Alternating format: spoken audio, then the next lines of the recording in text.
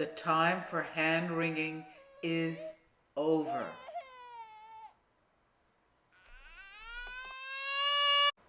We humans are attracted to examining the wounds, picking at the scabs, and being awed by the amount of blood.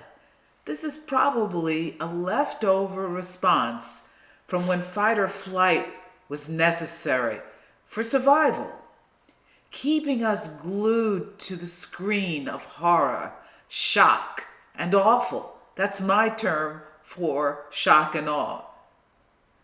It's a tool used by those to distract us from commitment to human rights, to justice, fairness, and honor. This is no time to look away from the light and get absorbed by the darkness. We need to think about what we need to do now.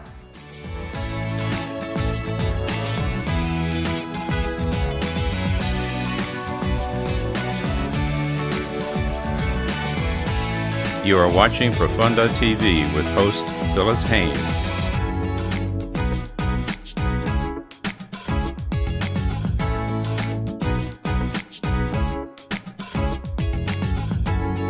Today, in this episode, we dive deep into the tricks and tactics that have been used for centuries to sway our attention. Today, we're going to talk about something that's been around since the dawn of civilization: distraction. Yes, you heard that right.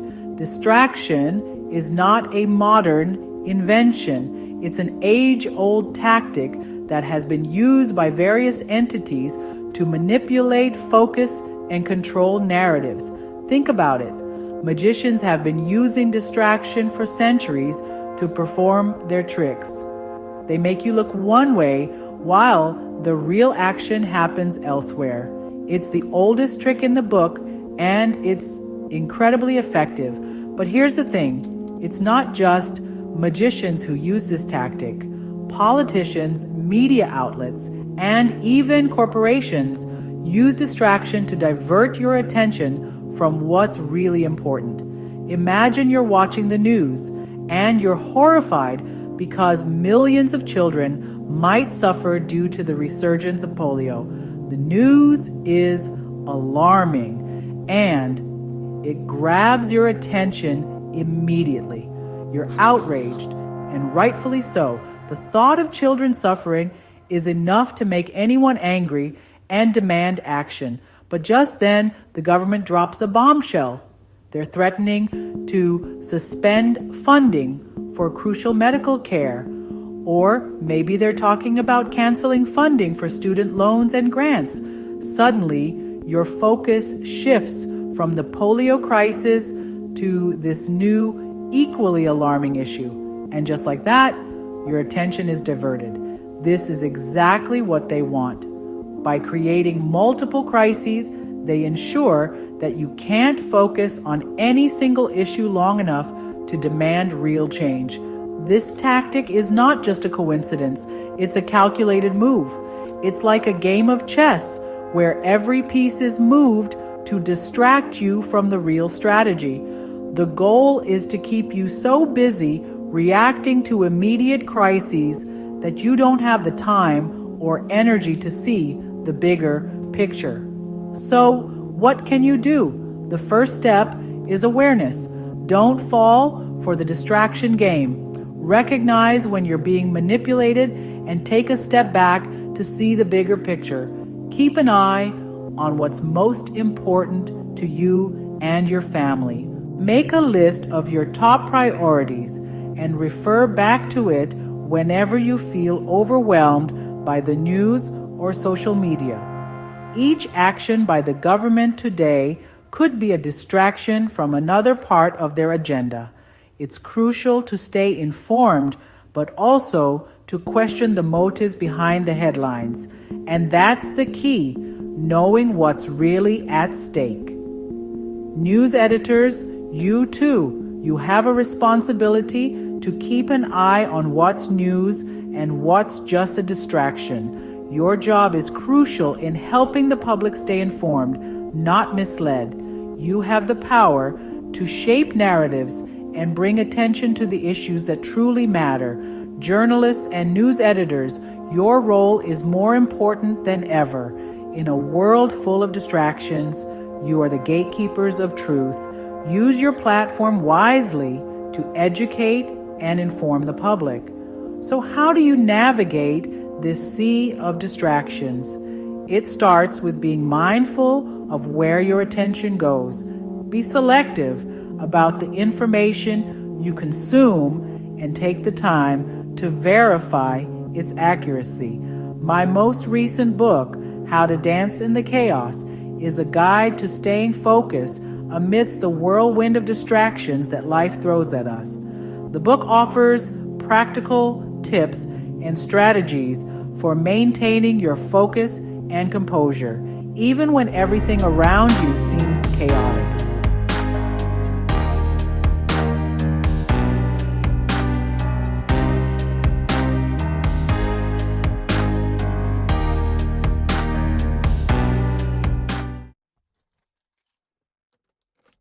This dramatic approach of performance, interrupted by periodic news bulletins, is how writer Howard Koch adapted H.G. Wells' classic novel, The War of the Worlds, for radio broadcast.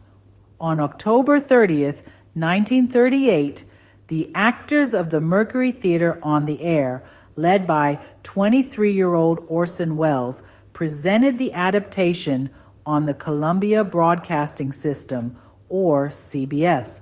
Within the first 40 minutes of the program, the actors had vividly described Martians landing in New Jersey and decimating the state.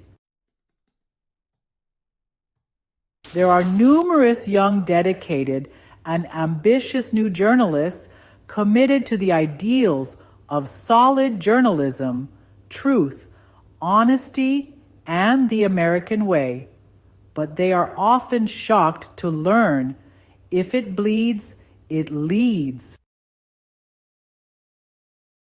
Serious stories proposed are often rejected.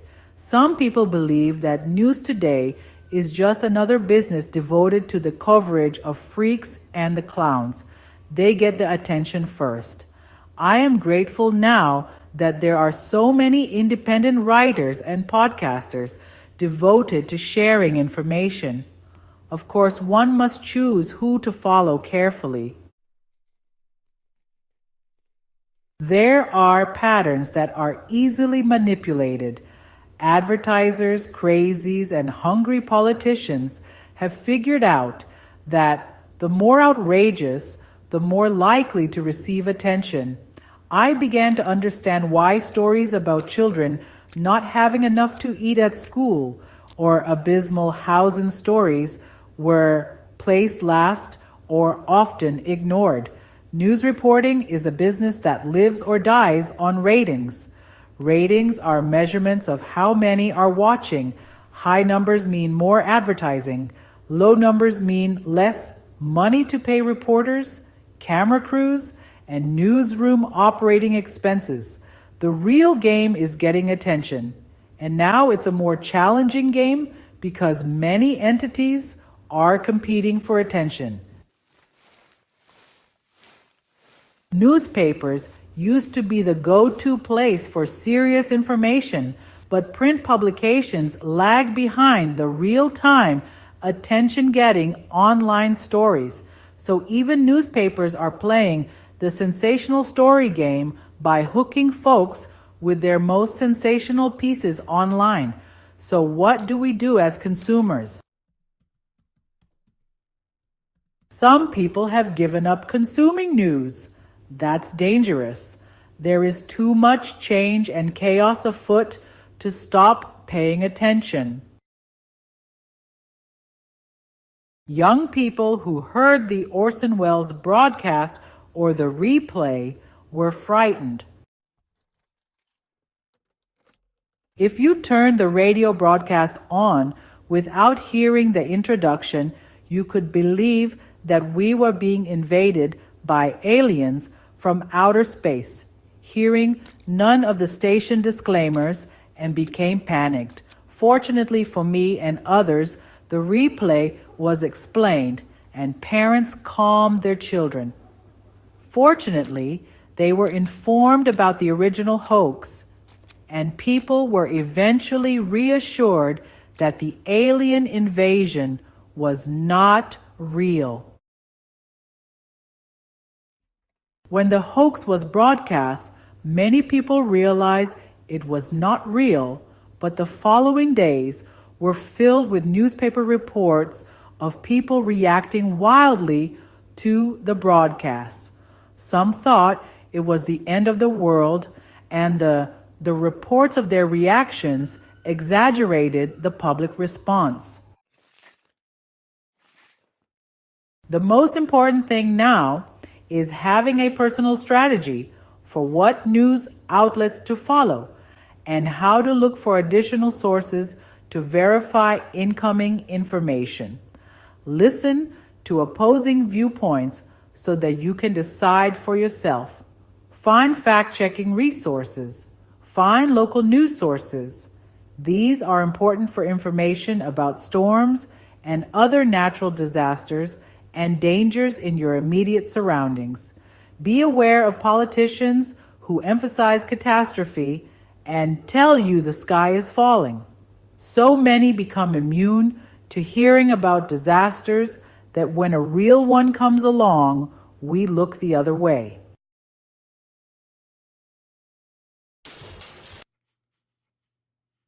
Some steps and questions to ask to protect yourself from sensationalism. Notice what is not being told to you. For example, why don't we hear air quality reports regularly anymore? Is COVID truly over? Notice when you are drawn to a story. Did the perpetrators do it to win or to get your attention? Notice that calm and thoughtful leaders often get no attention. Read and listen to various news outlets. Your ability to listen, learn, and absorb information is a precious human quality. This all boils down to learning to edit out the garbage that is being thrown. It will take practice and discipline to let in the good and discard the falsehoods. You are watching Profunda TV with host Phyllis Haynes.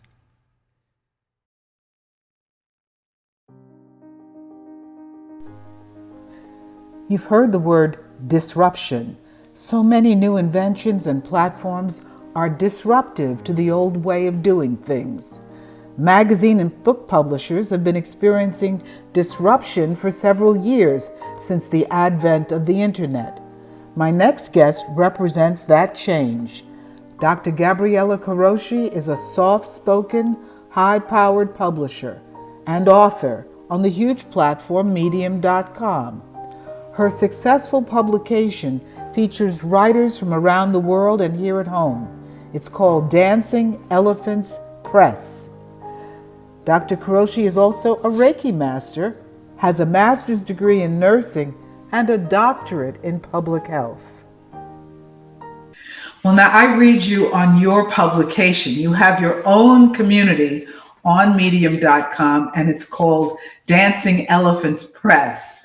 Now, I in reading you, I see that you have a friendship with a Dr. Preeti Singh. My question to you is, did you know Dr. Singh in person, or did you meet through writing on Medium? Yes, we met through writing. And we've been friends through writing for a few years before I actually was able to meet her in person in California. So I was really excited to meet her, but I felt like immediately that I know her because I was reading her writing, her stories for a year or more before we met, and she felt the same. So it is really wonderful to build these connections. It's so different the way it feels to be part of your community. I wonder, why is it that people love it so much when there's TikTok and Instagram and these much faster platforms like Twitter or now X? What makes Dancing Elephants Press and Medium so very different?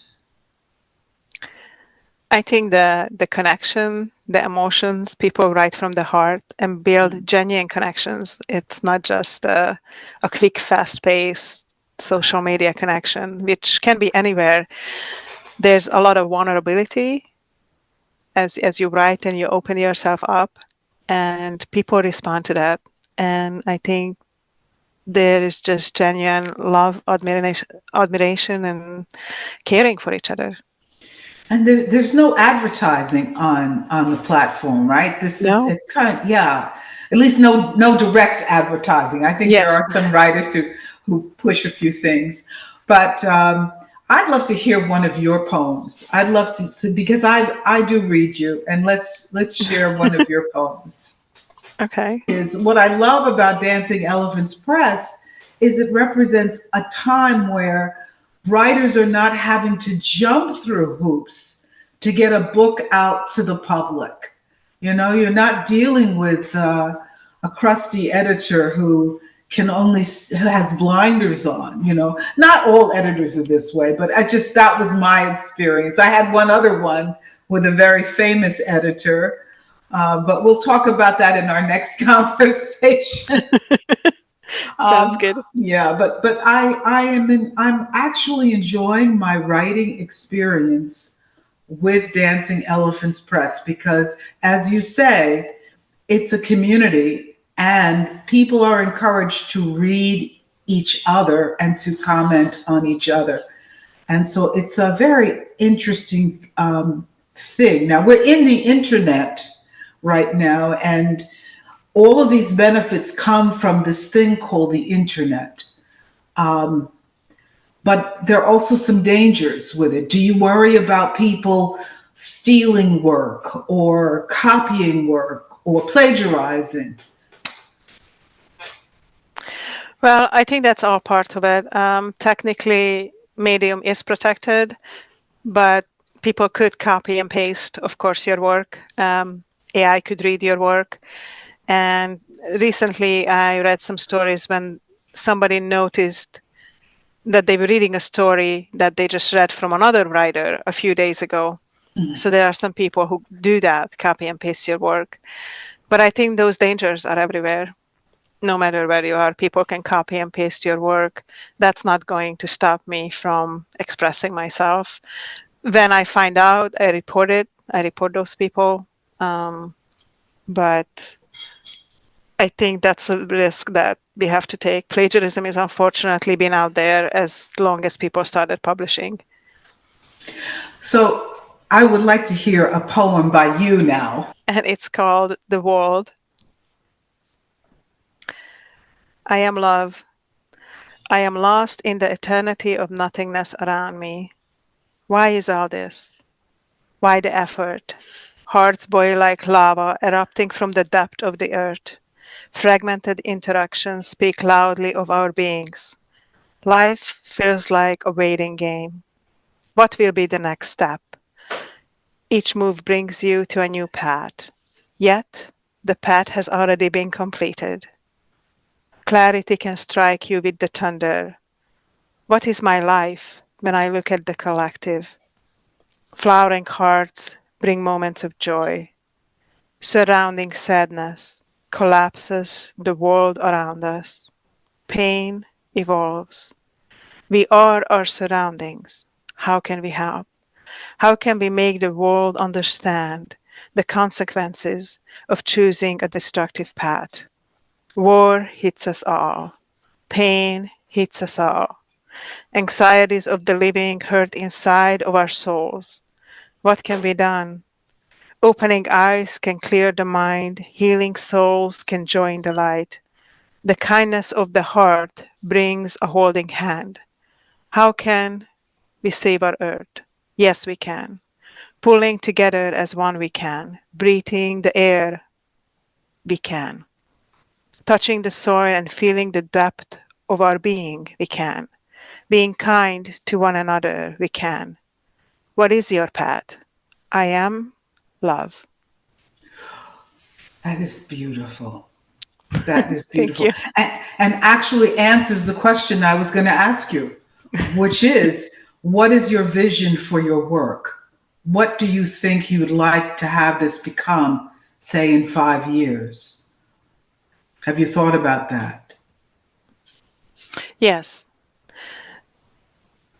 I'm hoping that more and more people will build connections and community with each other and make the world just a little bit sparkle more, a little bit of light, helping, supporting each other. I'm hoping we get to meet all in person, people who write books, and maybe do a retreat or two. That would be a lot of fun, I think. Yeah. Well, I certainly plan to continue being part of your community if you'll have me. And Of course. well, I appreciate it. I don't take it for granted. And I thank you for your time. Is there anything else you'd like to say that I've not asked you about? Well, one question I like to ask people is, if there's one thing that you could say to the world, what would it be? Oh, no one's ever asked me that question. So if I answer my own question, is just to be kind and loving to one another. Life is too short to do anything else.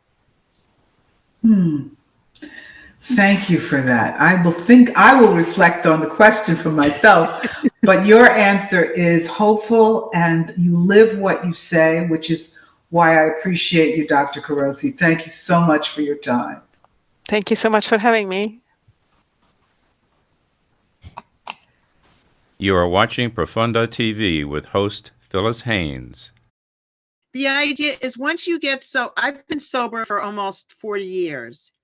And at some point, you're no longer an ex-addict. You're a regular person, and you have to fill your life up with joy and people and what normal people do, what normal regular people do, that brings pleasure and connection into your life. And you just can't go through life just being sober without any of these things. And for me, the cooking was part of that wonderful, gee, I enjoy this. Gee, I must be a good cook. Oh, I must be a good person. And it kind of builds into it builds up your ego, it builds up your confidence. And also that's what life is about. It's now that you're sober, enjoy it, revel in it, and find things that, when I started using all hobbies and passions, I didn't have any. It's impossible. But once you get sober, let the real person come through and develop all those things that you always enjoyed or always wanted to try. And it's a real saving grace. You talk about the high that you had, even selling drugs, that your life fell into the challenge of becoming an addict and needing to make money and getting into the lifestyle of, I can't even call it a lifestyle, it's a death style, really, of selling drugs. So how can healthy pleasures even compare with that life that you lived? Well, there was always you always know there's an element of, first of all, it's illegal. And second of all, there's an element of danger that really, if you value your life, you're not going to take those kinds of risks that put you at risk of losing losing your freedom or your life.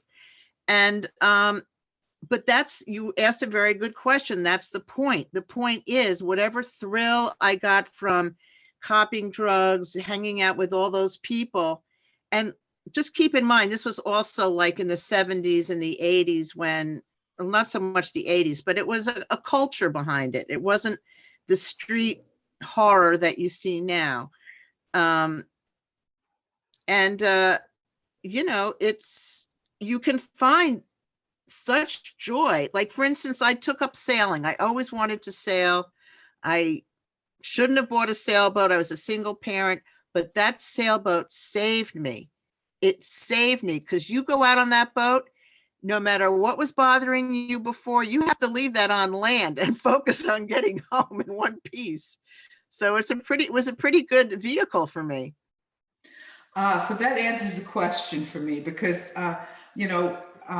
your book was highly recommended to me, but my reaction when I first heard it was, I'm one of those people who hates to cook.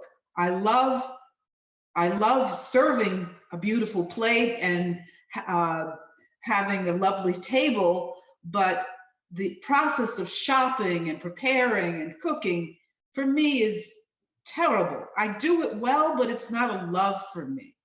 So I thought, oh my gosh, how am I going to talk to this person? But your book actually helped me through it. Your book actually gave me some insight into what's good about cooking. So share with the audience, what is good about cooking? Yes, I call it culinary meditation. When I multitask and decide I'm going to make a recipe, I have to focus on that. I have to kind of clear the decks emotionally. And I start planning, well, maybe I'll make it this way or I'll make it that way. And when I'm in a awkward spot, you know, if I'm feeling a lot, or even in early sobriety, when you might still be contemplating using, there's something about the process of chopping and peeling and cleaning and those steps can really ground you and free you from the anxiety that you were experiencing prior to cooking. And and despite it all, like, you got through that bad moment and you made something really good too, that people liked and that you liked and you enjoyed. What caused you to fall back into using, and how you got yourself out of it? Yes. So I got sober in 1976 and I was sober for 15 years. I had a great career. I got married. I had children. I was very lucky. I lived in Manhattan and I got while I was still living in rehab, I got a job at an ad agency. And, in rehab, you're not allowed to make phone calls. You have no privileges. And this ad agency, there was a phone on my desk. And I was so excited.